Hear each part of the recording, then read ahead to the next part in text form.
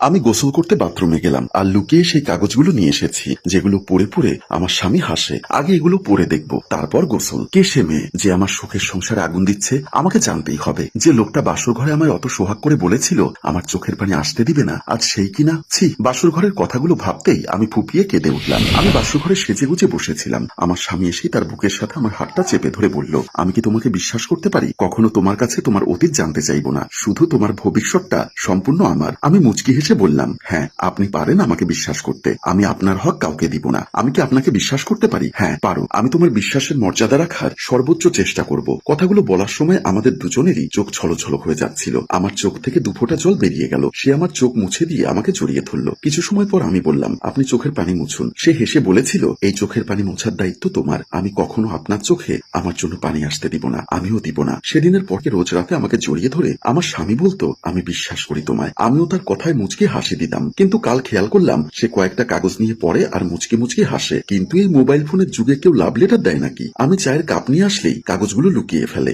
একবার ভেবেছিলাম জিজ্ঞাসা করব, কিন্তু যদি সত্যটা না বলে তাই জিজ্ঞাসা করিনি। সেদিন রাতেও আমার স্বামী বসে বসে লেখাগুলো পড়ছিল। হঠাৎ পাশ ফিরেই যখন আমার হাত দিয়ে বিছানায় আমার স্বামীকে পেলাম না, তখন আমার ঘুম ভেঙে গেল। সামনে দেখে আমার স্বামী বেলকনিতে দাঁড়িয়ে লেখাগুলো পড়ছে। আমার ভীষণ রাগ হলো। এই লোকটা কি তাহলে আমাকে সত্যি ঠকাচ্ছে? আমি তো তাকে মন প্রাণ দিয়ে ভালোবেসেছিলাম, সেও কথা দিয়েছিল আমার চোখে কোনোদিন পানি আসতে দেবে না। তাহলে কেন এমন করলো? কিন্তু একটা বিষয় আমি ভেবে পাচ্ছি না, এই আধুনিক যুগে তাকে লাভ লেটার কে পাঠাচ্ছে? আর কাগজগুলো বাসায় রাখা তো অবশ্যই রিস্কি, তবুও আমার তোয়াক্কা না করে কাগজগুলো সে বাসায় রেখেছে কেন? আমার স্বামীকে আসতে দেখে আমি ঘুমের ভান ধরলাম, আর চোখে দেখলাম আমার স্বামী ঘরে এসে কাগজগুলো তার পার্সোনাল ড্রয়ারে লুকিয়ে রাখলো। তারপর আমার পাশে চুপচাপ শুয়ে পড়লো। কেমন একটা সন্দেহ তৈরি হলো, তাহলে কি এখন চিঠির মাধ্যমে প্রেম করেন উনি? আমি চিন্তা করলাম কাল সকালে আমাকে লেখাগুলো পড়তেই হবে, তাই যদি না হয় তাহলে আমায় দেখলেই কেন সে কাগজগুলো লুকিয়ে রাখবে? এখনো আমার স্বামী ড্রয়িং রুমে টিভি দেখছে। আমি কাগজগুলো নিয়ে ওয়াশরুমে চলে এসেছি। সেগুলো খুলে চোখ বোলাতেই আমার চোখ কপালে উঠলো। কি সুন্দর প্রেমের বাণী লিখে রেখেছে, রাগের থেকে কষ্টই বেশি হচ্ছিল। আর এ কি? তখনই হঠাৎ খেয়াল করলাম হাতের লেখাটা আমার। 1 মিনিট, এগুলো তো আমার ডায়েরির পেজ।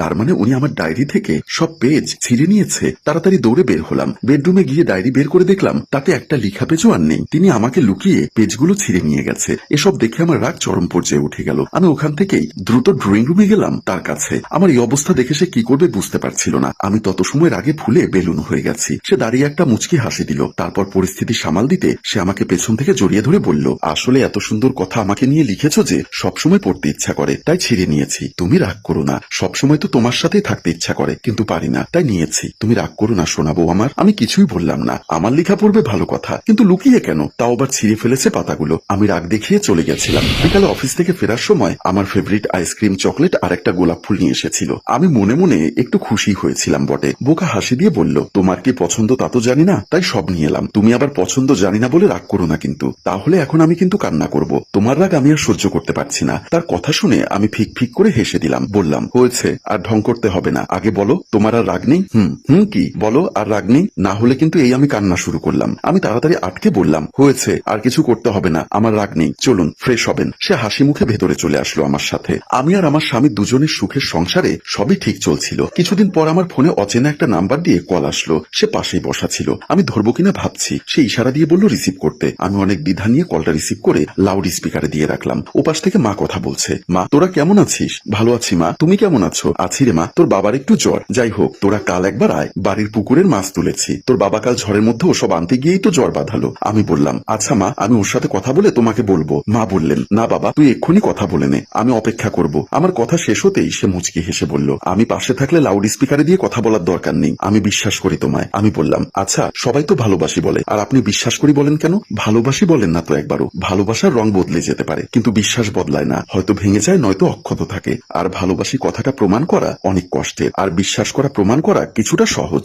ভালোবাসার প্রথম স্তর হলো বিশ্বাস। বিশ্বাস না থাকলে কখনো ভালোবাসা থাকে না। তোমাকে যদি অন্য ছেলে বলে ভালোবাসে তোমায়, তখন তোমার মনে হবে আমি বিশ্বাস করি তোমায়। কারোর সাথে ঘনিষ্ঠ হতে গেলেও আমি তার কথা শুনে আবেগে চোখের পানি ফেলছিলাম। সে ব্যস্ত হয়ে পানি মুছতে লাগলো আর বলতে লাগলো, তোমাকে কি কষ্ট দিয়ে ফেললাম আমি মাথা নেড়ে না বলে তাকে জড়িয়ে ধরেছিলাম। সময়ের সাথে আমার সুখের সংসার পার হচ্ছিল, কিন্তু সুখ সবার কপালে সহ্য হয় না। একদিন দুজনে ঘুরতে গেছি। চোখের পলকে একটা গাড়ি আমাকে চাপা দিতে এগিয়ে এলো। তখনই আমাকে বাঁচাতে গিয়ে মানুষটা গাড়ির ধাক্কায় রাস্তার ধারে পড়লো। আমি একটা চিৎকার দিয়ে দৌড়ে তার কাছে গিয়ে মাথাটা কোলে তুলে নিলাম। সে আমার দিকে তাকিয়ে বলল, আল্লাহ চাইলে আমাদের জান্নাতে দেখা হবে, আর তুমি আমার জন্য দোয়া করো। একটা কথা বলবো, আমি অনেক হিংসুটে, তোমার ভাগ কাউকে দিতে চাই না। আমি সত্যিই চাই না ওপারে কেউ তোমাকে দাবি করুক। আমি বিশ্বাস করি তোমায়, তোমার কিচ্ছু হবে না, ভালো হয়ে যাবে ইনশাল্লাহ। লোকটা সেদিন আর কোনো কথা বলেনি, বিদায় নিয়ে চলে গেছে দুনিয়া থেকে। এত ডাকলাম আর বলল না কিছু। তিনি আমাকে ছেড়ে চলে গেছেন আজ 5টা বছর কেটে গেছে। আমার মা বাবা সকলে আমার জন্য পাত্র খোঁজে। আশেপাশের লোকজনও বলে তোমার বয়সী বা কত, আর একটা বিয়ে করে নাও। আমার মা এসে ঢুকলেন ঘরে, তার চোখে জল,